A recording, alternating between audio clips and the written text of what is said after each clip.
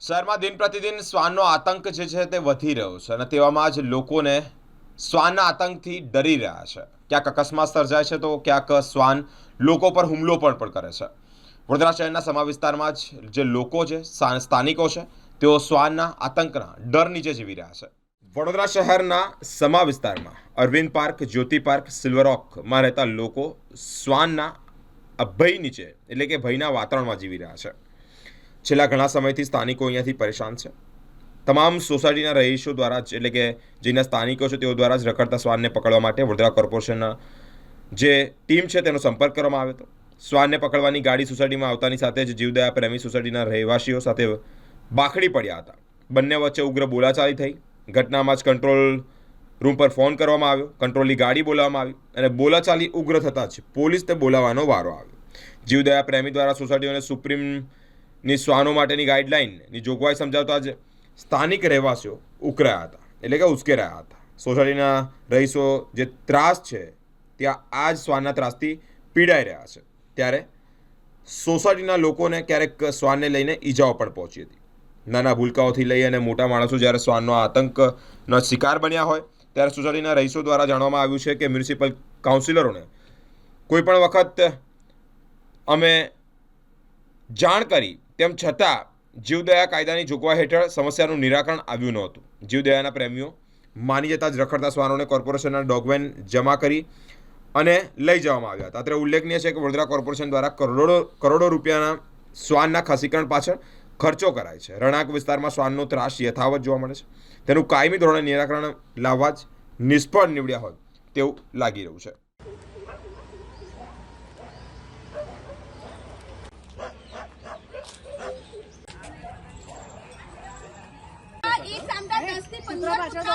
Cycling કરતા હોય છોકરાઓ એમની પાછળ રખડતા કૂતરા બધા હવે ખાલી રસીકરણ કરવાનું કે છે એનો મતલબ શું છે?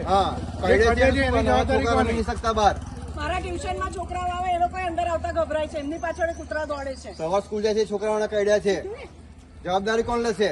આ હિનાબેન કરીને કોઈ જીવદયામાંથી છે, હું નામ છે, એ કહે છે હિનાબેન ને, હિનાબેન ને એ કહે છે કૂતરા કઢે નહીં, એની જવાબદારી કોની? હિનાબેન લેશે.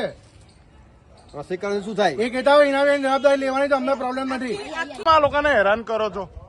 તમે આપણે પછી વાત કરશું. હું હેરાન શું કરવા કરું? મારો હું જો જીવ દયા વાળી હોઉં તો આ લોકોને હેરાન થયું કેવી રીતે? નાના બાળકોને કૂતરા કરડે છે. અમને ધમકી આપે છે, પોલીસ કેસ કરવાની ધમકી આપે છે. ઓલવેઝ કૂતરાને હટ કહે છે તો બી પછી અમને પોલીસ કેસ કરવાની ધમકી આપે છે. ધમકી આપે છે મેડમ.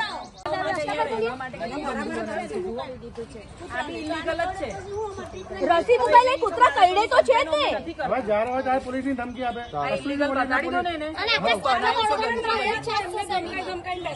પકડવાય નથી દેતી એમને. ના ચાલે સાહેબ, બહુ જ હેરાન કરી છે. મારામારી કોઈ કરતું નથી. અમારી જ્યોતિ પાર્ક આ તો પહેલા તો દાંત આવે. આ તો પહેલા તો આટલું બધું ટાંકું થઈ ગયું.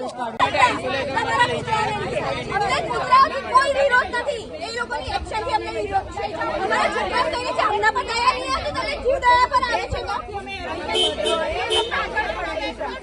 કશું થશે એની જવાબદારી.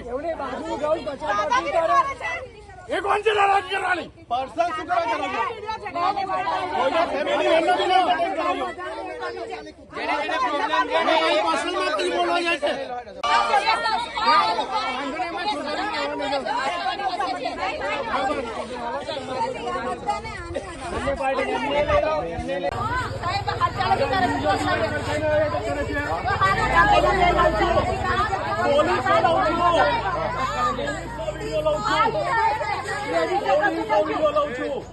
પોલીસનો વિડીયો લઉં છું. શું કરું? કશું નથી કરવું. અમારે પોલીસ શું એક્શન લઈ રહી છે અમે જોઈ રહ્યા છીએ. અત્યાર સુધી વિડીયો નહોતા લેતા, જેવું અમને ખબર કોનો વિડીયો લઉં છું. ભાઈ શાંતિ. પ્રોબ્લેમ શું છે? ચાલુ કર્યું એવું શાંતિ. તમારે વાત કરવી છે. પોલીસ આવ્યા છે. ઉપર એક મિનિટ. કોને વાત કરવી છે? આવીને વાત કરો. તમે કોણ છો ભાઈ? મીડિયામાંથી. કોને વાત કરવી છે? બધાને જ વાત કરવી છે. એક કોઈ એક આવો બધાને ઓલા વાત થાય. અરે એવું ના જ હોય ભાઈ. બધાની કમ્પ્લેન છે ને. પહેલા એક એક કરીને વાત કરો. કોઈ એક આવો અને પોલીસ વાળા આવી જાઓ, બીજા બધા બાજુમાં આવી જાઓ. અમે સમાજ સ્પોર્ટ્સ કોમ્પ્લેક્સની પાછળ silver oak society, Arvind park society, Jyoti park સોસાયટીના રહેવાસીઓ છીએ અને આ સોસાયટીમાં છેલ્લા 10 વર્ષથી કૂતરાઓનો અકલ્પનીય ત્રાસ છે અને ત્રાસ એટલે હદ સુધી છે કે રાત્રે 8 વાગ્યા પછી કોઈ પણ બહાર નીકળે છે, બાળક, સ્ત્રી, કોઈ પણ, તો કૂતરા કરડી જાય છે. હમણાં છેલ્લા અઠવાડિયામાં 4 ડોગ બાઇટના ઇન્સિડન્ટ બન્યા છે, એટલે અમે ડોગ બાઇટ્સવાળાને લઈ જવા માટે બોલાયા હતા, કૂતરા લઈ જવા માટે, પણ એ લોકો આવ્યા એટલે જીવદયાવાળા એમને રોકી રહ્યા છે. પછી અમે કોર્પોરેટર સાહેબને વિનંતી કરી, રાજપુરોહિત સાહેબને અને ભાણજીભાઈને, એમની સાથે વાત કરી તો એમ લોકોએ કંઈક પંચાલ સાહેબ કોઈ એમના છે એમની સાથે વાત કરી, પણ બધા એક જ વસ્તુ બતાવે છે કે સુપ્રીમ કોર્ટની ગાઈડલાઈન છે એટલે અમે કશું કરી ના શકીએ. બરાબર છે. હવે મારું સરકારને એ કહેવાનું છે, એટલે અમારું એટલે અમારા આખા બધાનું કહેવાનું છે કે ગાઈડલાઈન છે અને એવો કમ્પ્લેન્ટ પોલીસમાં કરી. અત્યારે પોલીસ બી આવી ગયા છે. પોલીસ એવું કહે જેને કર્યું એને તમે આઇસોલેશનમાં મૂકી દો. શું સરકારને મારે પૂછવું છે અમારા બધા તરફથી કે આ એનું નિરાકરણ છે?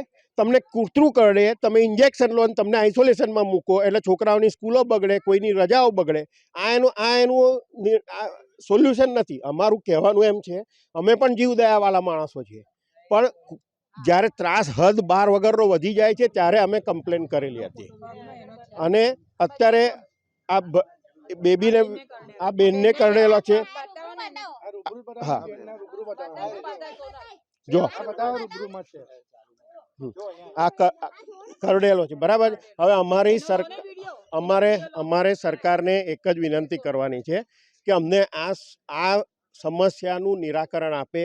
અમે મહાવીરભાઈ જોડે વાત કરી, ભાણજીભાઈ જોડે વાત કરી, પંચાલ સાહેબ જોડે વાત કરી અને એ લોકો જીવદયાવાળાથી એટલા ગભરાય છે કે એ અત્યારે ગાડી અહીંયા ઊભેલી છે, એક્શન કશું જ લેતા નથી.